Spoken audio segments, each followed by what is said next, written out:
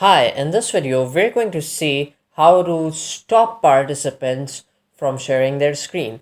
So you can do that only if you're the host. And as you could see, I'm the host, right, in this meeting.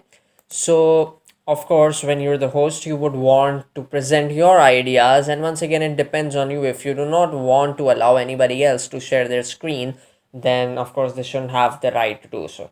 So, to implement this, you go to this option in Zoom, which is called security, here in the meeting at the bottom of your screen. Just click on this, and here there are a lot of options in here, and one of them is share screen, which is unticked by default.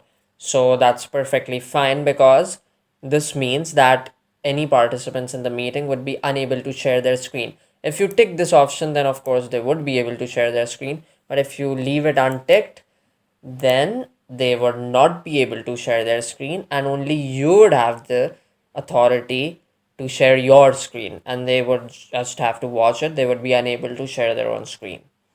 So this is how you allow participants to share their screens or not share their screens. Once again, it depends on you.